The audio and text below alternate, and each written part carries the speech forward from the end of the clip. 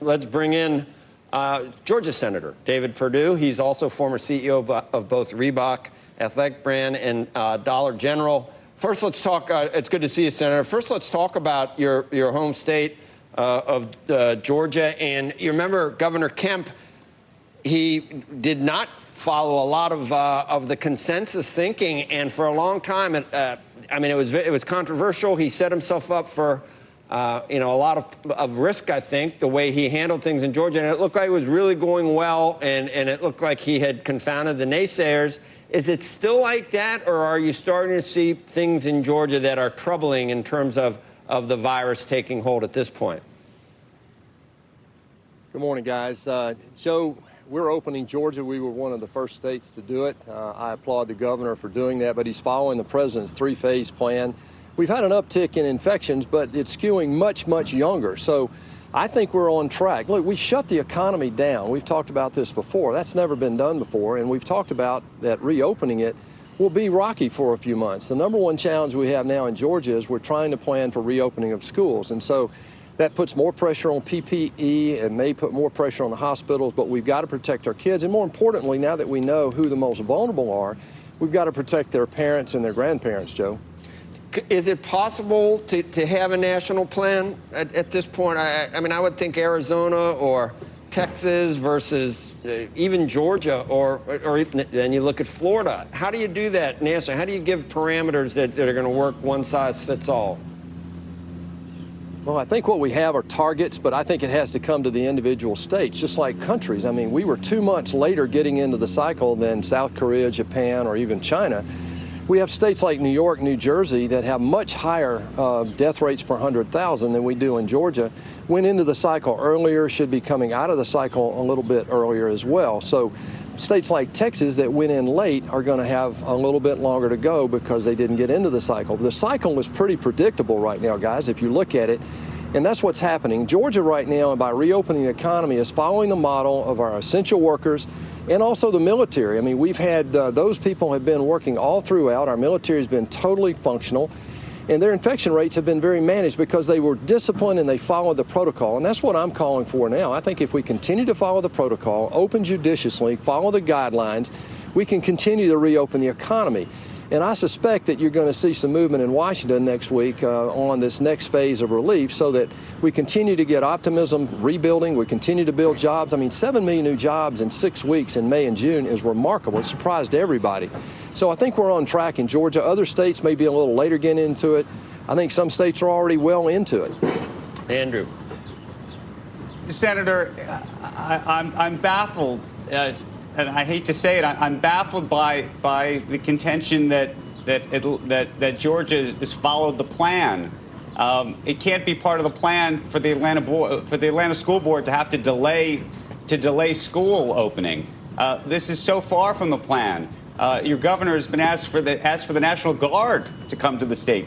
I just can't understand the positive spin you're putting on this. I recognize that we're all trying to do the best we possibly can, but to suggest this is going as expected is just doesn't have the ring of truth. Well, Andrew, first of all, you're talking about two separate issues here. The National Guard didn't have anything to do with COVID-19. We've mobilized behind this virus. We put 200 new beds in a big facility in Atlanta in anticipation of a surge that never came. I can just tell you that our military is operational in Georgia. Our businesses are operational. We're giving the parents the decision about whether their kid is going to go back to a public school or not, or they're going to continue to homeschool them. So the idea that you're going to look at the downside of this thing is, I think, I'm skeptical of that outcome because I've been in the state. I've seen what's going on there, people helping other people. Look, the governor is following the protocol. The mayor is turning this of Atlanta. It may be turning this into a political issue as it's happening in several other states. Look, we are trying to protect people. The number one goal we've had in Georgia, Andrew, is to protect people from this virus. And the second objective is to get our economy going again. Look, we just put $2.9 trillion to work. Now, only half of that has been allocated so far, but we've appropriated $2.9 trillion. We've added $3 trillion to our federal debt just in the last few months. And I think things in Georgia right now are going as well as they could be expected. and I think we have to continue on that train. But the thing we've really got to do, Andrew, is I think continue to follow the protocol and follow the things that we know work. Look at other countries that didn't shut down. Look at their death rate per 100,000, their infection rate per 100,000, and the differences are they followed the protocols, and we've got to continue to do that here. Do you think that what we've seen in some of the western states where where it is troubling, Florida and others, do you think that rebound that we saw in the jobs picture, is that going to decelerate a little, Senator? And is that why you think we need this fourth round? Is that sort of insurance for what may not be an even recovery given the resurgence? Joe, it's different in every state. Georgia, being a good state, the best state in the country in which to do business, has rebounded very consistently, frankly. And what I think is happening, we've got $130 billion left in the PPP program. And by the way, that thing, I believe, has been pretty successful because we got it out there so quickly, thanks to our community banks, who had been devastated by the Dodd-Frank bill. And if you remember that, in 2018, we passed a law here, a bipartisan bill, that reversed some of the most onerous restrictions on our community banks, and we saved the community banks, who have been the backbone of the PPP program. And the average loan today of about $500 billion that were loaned out in the PPP program is $105,000. These are the smallest businesses we have. So we still have $130 billion there.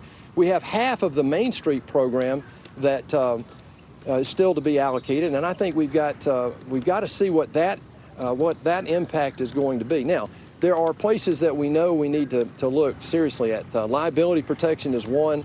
More aid for small towns, I think, is something, and I would love to talk about sort of reprogramming some of the money that's already been allocated that may not be used, particularly in the Main Street program. Yep. All right. Well, Senator, either the stock market is just being, it's just out of whack from all the cheap money, or something good is happening somewhere. The S&P is going to be up, so you can try to figure it out, but someone's going to be right, someone's going to be wrong on what's happening in the world. Yeah, Becky had it right. I mean, free stuff. How am I going to poll about giving free stuff? Look, we have a lot of people concerned. I'm concerned about this economy, but the opportunity is there. This economy wants to start again. I'm not sure that we won't see that we will see a continuation at the rate of new jobs, but we are headed in the right direction. I think the president's leading us out of this thing correctly.